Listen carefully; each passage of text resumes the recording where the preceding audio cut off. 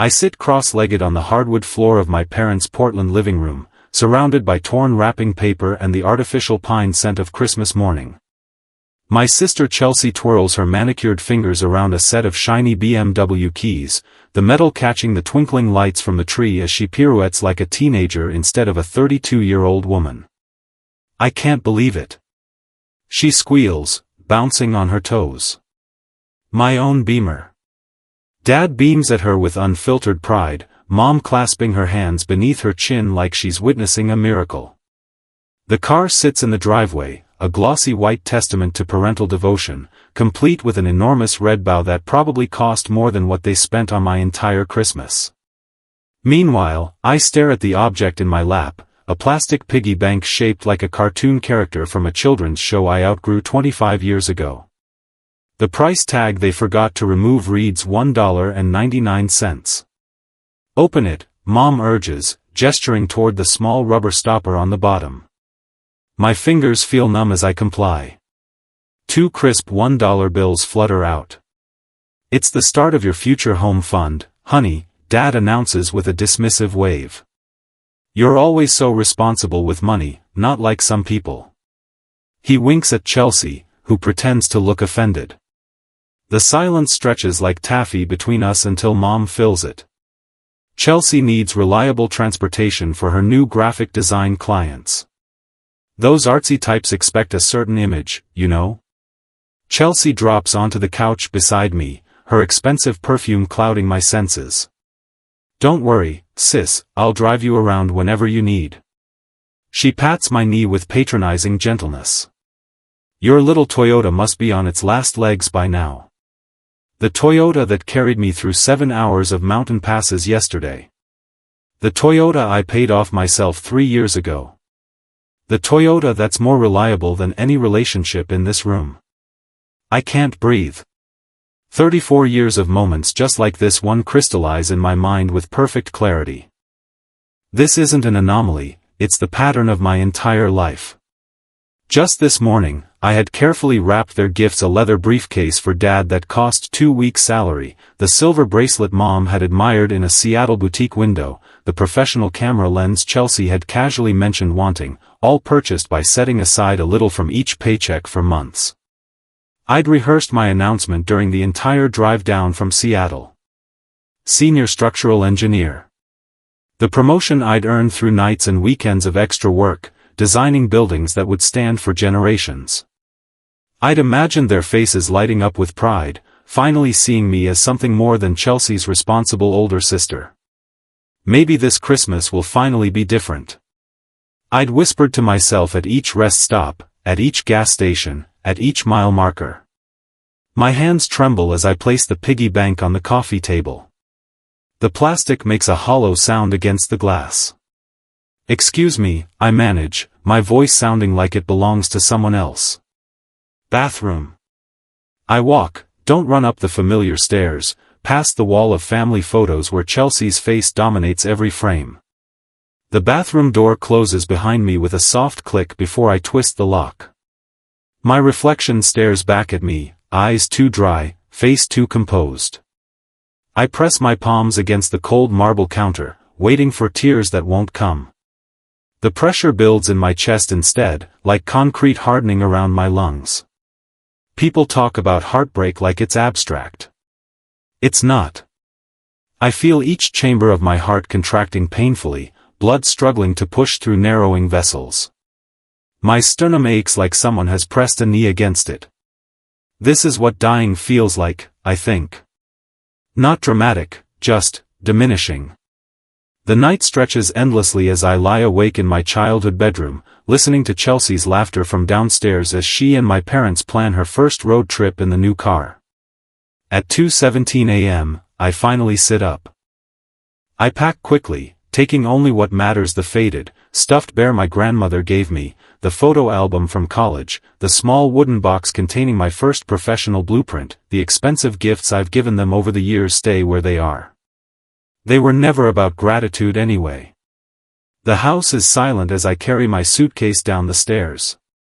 My house key lies cold in my palm for a moment before I place it on the kitchen counter beside the coffee maker that will brew in 3 hours.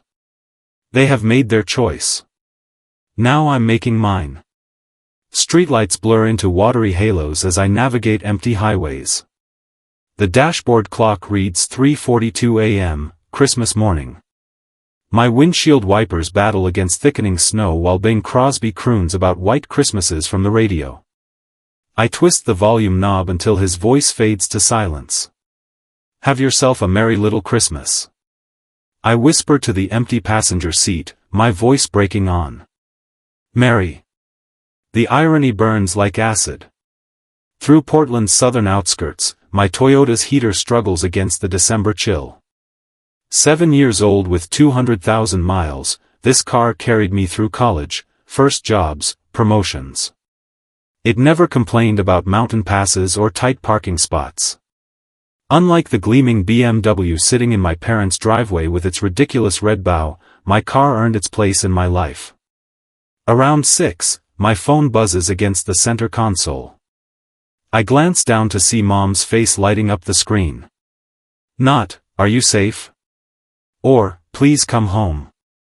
Just, "Did you remember to pay the electric bill for the cabin before you left Seattle?" The cabin they bought for weekend getaways that Chelsea uses for Instagram photo shoots. A semi-truck passes, spraying slush across my windshield. For 3 terrifying seconds, I drive blind until the wipers clear enough space to see. My hands shake against the steering wheel as memories flood faster than the wipers can clear them away. 5th birthday. Chelsea's princess party with professional decorations, pony rides and a 3-tier castle cake, 30 neighborhood kids in party hats. My celebration the following year. Grocery store sheet cake, 2 friends from kindergarten, party supplies from the dollar bin. Your sister needs the social stimulation. Dad explained when I asked why.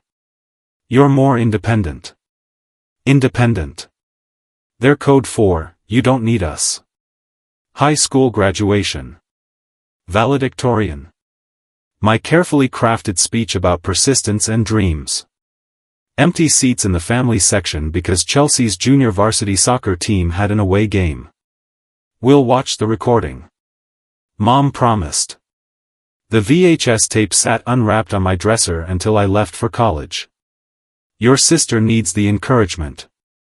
Mom said. You always succeed without our help. Without help. They're code for, you're on your own. College years flash before me as highway signs count down miles to the California border. Working 25 hours weekly at the campus bookstore and cafeteria. Taking maximum course loads to graduate early. Stretching student loans and scholarships while Chelsea explored artistic inspiration across Europe on our parents' dime. Your sister needs to find herself. Dad insisted during one of our rare phone calls. You've always known exactly who you are. Known who I am. They're code for, you don't deserve exploration. My phone buzzes again. Dad this time. I let it ring until voicemail catches it. The first hint of dawn lightens the eastern horizon as tears blur oncoming headlights into golden streaks. I pull onto the shoulder, hazards blinking, and press my forehead against the steering wheel. The patterns crystallize with sudden clarity. Dad controlling the money, withholding from me while bankrolling Chelsea's every whim. Mom manipulating emotions, making me feel selfish for wanting even scraps of attention. The perfect system. One parent handling financial favoritism. The other maintaining emotional control. My phone rings again. Not family this time. Monica Perez, my college roommate turned lifelong friend. Where are you? Her voice, warm and worried, fills the car through Bluetooth. Somewhere in southern Oregon. My voice sounds hollow. Unrecognizable. Heading south. To where? I don't know. The line goes quiet for a moment. Then, come to San Francisco. Stay with me. Family doesn't treat family like this. Monica knows. She witnessed the evidence firsthand during college. The packages that arrived for me containing practical necessities while Chelsea received designer clothes. The holiday breaks when I stayed in dorms because flying home was too expensive the same years my parents took Chelsea to Aspen and Maui. I can't impose. Stop. Monica's voice turns firm. You've spent your whole life being the helper. Let someone help you for once. The words crack something open inside me. Help.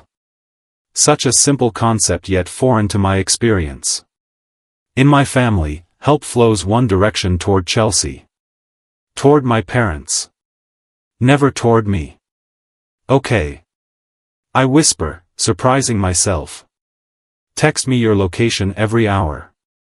Drive safe. I'm making up the guest room. The call ends.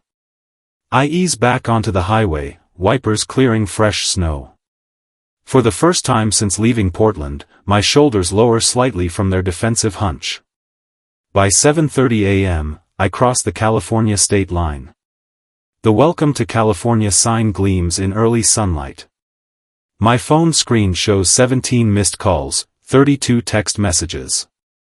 With deliberate motions, I turn off notifications from Mom, Dad, and Chelsea.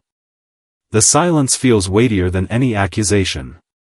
My stomach growls, reminding me I haven't eaten since yesterday's Christmas Eve dinner. A small roadside diner appears ahead. Its neon open sign a beacon in the morning light. I pull into the nearly empty parking lot. Inside, the warmth envelopes me like an embrace. Coffee-scented air and the sizzle of breakfast on a distant grill. An older waitress with silver-streaked hair approaches with a coffee pot. Rough night, she asks, filling a mug without waiting for my answer. Her name tag reads, Gloria. Rough life, I mutter, then feel immediately embarrassed by the melodrama. Gloria doesn't flinch. Honey, I've been serving coffee for 40 years. I know heartbreak when I see it. Family or boyfriend? Family. She nods, sliding a menu toward me. Blood makes you related. Love and respect make you family. Her weathered hand rests briefly on mine. The special's good today. Comes with extra bacon. I order the special and wrap my hands around the coffee mug. Gloria's words echo as I watch snowflakes dissolve against the window glass. Blood makes you related. Love and respect make you family. For 34 years, I've been related to the Collins family. Perhaps it's time to find out what being part of a real family feels like. 3 weeks later, I am with my friend in San Francisco. My phone vibrates against the nightstand for the 13th time this morning. Dad's number. Again. I count to 10 before silencing it, adding his call to the growing cemetery of voicemails I refuse to resurrect. The first week, their messages held confusion. The second, concern. Now, in week 3, they've evolved into something darker: manipulation wrapped in parental authority. Iris Elizabeth Collins. Dad's latest voicemail thunders through the speaker when I finally check. If you don't return this car immediately, I'll report it stolen. This childish behavior has gone on long enough. The Toyota. My Toyota. The one with my name on the title and 7 years of paid-off receipts. I crush the throw pillow against my stomach, swallowing the acid that rises in my throat. Mom's message follows. The doctor says my blood pressure is dangerously high because of the stress you're causing. Is that what you want? For me to end up in the hospital because you're being selfish? I delete them both without responding, though my finger hovers over the screen longer than I care to admit. My temporary sanctuary in Monica's spare bedroom feels both foreign and familiar. The walls are painted a soft terracotta that catches the morning light, warming the space in ways my Seattle apartment never did. On the dresser, my laptop displays an email I've rewritten 14 times. Dear Mr. Sanderson.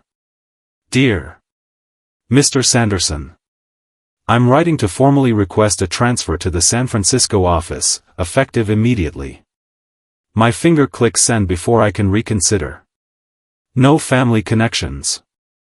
No favors called in. Just my work record. My reputation. My worth as a structural engineer. 3 hours later, the approval arrives in my inbox. Just like that. As if I've always been capable of creating my own path. You got it? Monica appears in the doorway, reading my expression. Her dark curls frame a face lined with genuine happiness for me. The concept still feels foreign, someone celebrating my accomplishments without making them about themselves. I start Monday. I confirm. Now I just need to find a place. I start Monday. Monica grins. Already called Andrea from book club. She manages apartments in Mission District. Rent control. Safe building. 20-minute walk to your new office. You didn't have to. I wanted to. She cuts me off. Dropping onto the bed beside me. Friends help friends. No strings attached. Novel concept for you. I know. The words hit their mark. No strings. No obligations. No scorekeeping. The tears I've been holding back for 3 weeks threaten to break through. I made you an appointment too. She adds, sliding a business card onto my laptop. Dr. Levine. Tuesday at 4. The card reads, Elaine Levine, Ph.D., Family Therapy. I'm not crazy, I whisper. No. Monica agrees. But you've been carrying something heavy for a very long time. It might help to put it down somewhere safe. On Tuesday afternoon, the therapist's office smells like lemon fun. Furniture polish and old books. Dr. Levine wears reading glasses on a beaded chain and sensible shoes that make no sound on the carpet. She doesn't rush to fill silences, just waits while I struggle to form words that have never been spoken aloud. Favoritism. I finally say. The word hanging between us like a newly discovered planet. My entire life. And how did that make you feel? She asks. Like I was worth exactly $2, I answer. Later that week, the apartment Andrea shows me is small 650 square feet with a kitchenette barely wide enough for a refrigerator. But the windows face west, catching afternoon sunshine that spills across hardwood floors. It's mine by nightfall. I buy a futon, a lamp, and a small desk. Nothing more. The emptiness feels intentional rather than impoverished. Space to grow into. Monica drags me to a community center the following Saturday. Pottery class, she announces. You need something that isn't work or therapy. I protest until my hands sink into cool clay, feeling it yield and resist simultaneously. The instructor, a woman with silver hair and paint-spattered overalls, stands behind me. Don't force it, she murmurs. Listen to what it wants to become. My fingers tremble as they shape something from nothing. By class end, I've created a small, imperfect bowl with uneven edges. It's hideous and beautiful and entirely mine. The first video call comes 4 weeks after Christmas. I answer on the third ring, steeling myself against the familiar surge of guilt their faces trigger. Where have you been? Dad demands immediately. His face fills the screen red with indignation. Your mother has been worried sick. Behind him, Mom dabs at eyes that remain strategically dry. San Francisco, I answer calmly. I transferred offices. Without discussing it with us first? Mom interjects, pushing into frame. How could you be so inconsiderate? The old pull tugs at my chest apologize, placate make it right. But Dr. Levine's words echo. Your feelings are valid.